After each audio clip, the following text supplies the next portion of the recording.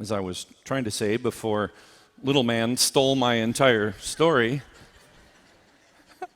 this gospel always makes me think of something that happened to me when I was studying in Israel, and Father Herb led the trip. And anyone here was on the trip? Oh, a couple of you. God love you. I figured you'd be jet lagged and sleeping, but okay, good. I was there for like half a semester. Anyway, we're out in some field just south of Bethlehem, and there's a sheepfold, which is rocks. And once you see that, I said to some people, the Holy Land is the fifth gospel, and you hear the gospel differently once you see things. And this one became painful for me. It's funny, but it became painful, which is, the sheepfold. So it's these rocks, and there isn't a gate. That's kind of part of the story, right? Like, because multiple sheep, groups of sheep go in there, and they're tagged by ear color, what have you. There's a way to distinguish them. But the gate, just a spoiler alert to the end, is the shepherd, right? Like, he lays down in there. That's the gate. That's kind of the whole point of the story. Isn't that there's some like swinging piece of wood or something, but that the shepherd lies down there. Anyway, we're there, and there's like 3 different groups of sheep in there. At least I saw 3 colors. And this shepherd, seeing Americans and Canadians, decided to make a little money on us.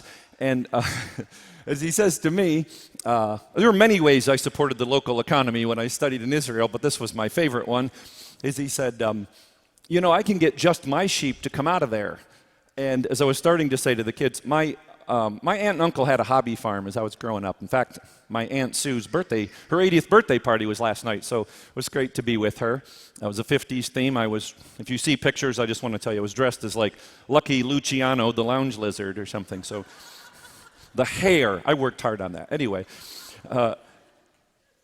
their sheep I found very unintelligent, and they stink, and when that wool gets wet, it's awful. And they could be outside in the rain, kind of like rain we've had, and they would just get so wet, like their wool would get so wet, they just fall down, like it was more weight than they could support. You had to kind of drag them in. So when he says, I can just get my sheep to come out, I'm like, ha ha ha ha. So I don't know, the shekel equivalent of about $20. And he does, and they come out, right? And you learn the lesson that, as it said, Jesus is speaking in metaphor here, but also truth. That it matters who we're listening to. And if you go back to the homily I gave on Easter Sunday, I was saying that, the very beginning in the Gospel of John, Jesus turns around to John's disciples and says, what are you looking for? What are you looking for? And I had mentioned that it matters what we're looking for very much, and it matters how we see our world. And I gave some examples of things where people, kids today, as if kids today was something, right? If you were with me, it's so silly. The first time that was ever in recorded print in this country was 1895. So if kids today are a problem, they must just be unbearable now in 2023. And the other great one was, of course, nobody wants to work. 1897, the first time that appeared in a newspaper. Nobody wants to work. Sound familiar? But we just keep going back to the same spaces of fear and anxiety, and they will never, ever take us anywhere but to more fear and more anxiety. And the devil does a little dance. He doesn't need you to do bad things. He just needs you so full of fear you won't do anything except lament for the good old days. That's the issue. And the Gospel of John becomes the answer to all those questions. Another head scratcher for me on this gospel is, we call this Good Shepherd Sunday. So we ended on verse 10. I'll never understand why we don't read verse 11, where he actually says, I am the good shepherd. Like, that's not in, if you didn't get it, he doesn't say it here. It's the next verse, and I don't know why we pulled it out. But he has 7 I am statements in this gospel. And I am the gate could feel like a throwaway one, but it's not. I mean, we've never been to Christ the Gate parish, have we? There are Christ the Good Shepherd parishes, but there's no, we should be celebrating this more. Because again, in fear, when we hear gate or door, we shut it and we lock it, right? We see it, interestingly so, kind of, because the story that precedes this, by the way, is the one from Lent, where the man born blind, gets healed, and they get in this fight. Remember, and at some point, the Pharisees go, "You know more than us?" And how's it end? They throw him out. They throw him out. So there's a couple ways to look at a gate. Open the gate and throw them out. That's one way. The other is, please close the gate to keep them out. Either way, right? It's fear and it's anxiety, and it's not Jesus, because he is the gate and the shepherd. Because the gate is the shepherd. And so in spite of the fact that the apostles locked the door, that's not the way of Jesus. The answer to all those questions is going to be, let them in on some level. Let them in. Let them hear the voice of the one who conquers sin and death. Because, as I was saying, kids today, nobody wants to work. Did you catch Peter in the first reading? Save yourself from this corrupt generation. I thought we were the corrupt generation. What do you mean to say 2,000 years ago everyone was awful? We must just be unbearable today. That's the trap, brothers and sisters. I am the bread of life starts now, and it starts with claiming what he said.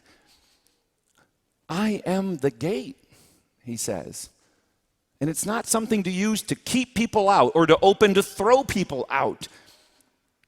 I hope we want everyone in the sheepfold. I hope we want everyone following the Good Shepherd.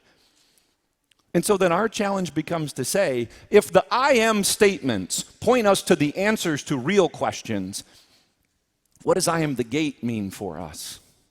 What does I am the gate mean for us? I don't know. I'll let you know when I find out. I have my theories and my insights, because everything that happens in our life is a part of this journey. It's not like we're just going to take some test at the end, but each and every day is the opportunity to live this. And as he said, I am the bread of life. Let me feed you on my presence. Listen to my word. Train your ear to my voice. Try to let go of all the voices of fear and anxiety and those things that really come from a deeply decent space in us, which is we want to be safe. We want to be protected. It's not a bad thing to have a concern about what goes on in our world. But man, if we're not anchored, if we're not rooted in the hope, in the faith, in the love, and the way and the truth of Jesus Christ, who is the shepherd and the gate, then we'll just be swallowed up in the noise.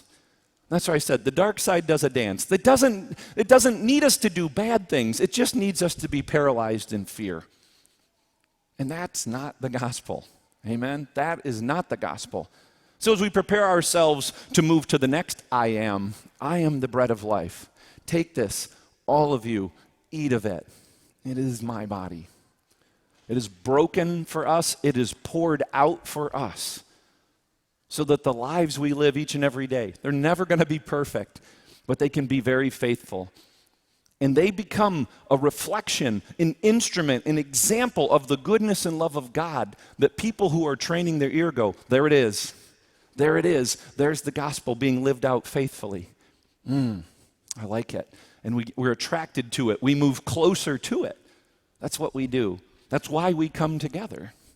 Otherwise, it'd be easier just to do it from home, online, phone it in, all of that. No, we come together for a reason. I just keep seeing more and more. There's just a lot of anger, I think, in our culture and our world. And I think a lot of that has to do with just unresolved feelings around being pulled apart for so long. I really do. I had a weird one in the Home Depot. I don't have time. Later, if someone wants to help me with my therapy, the guy ran the thing, and I just kind of put my hands up like this, and he hit the horn, and I got all kinds of gestures, and I was like, dude, chill out. What is that? What is that? Except to say, if we don't resolve those things, if we can't come through the gate, who is also the shepherd, who is also the bread of life, then we're just swallowed up in the noise. Let's not be swallowed up in the noise. Let's be fulfilled in the one who saves us. It's a wonderful opportunity. What a great image that the sun is finally out after all that rain, to say, no matter what else goes on, no matter the journey of following the shepherd, we are indeed following the good shepherd who gives us life. May God be praised.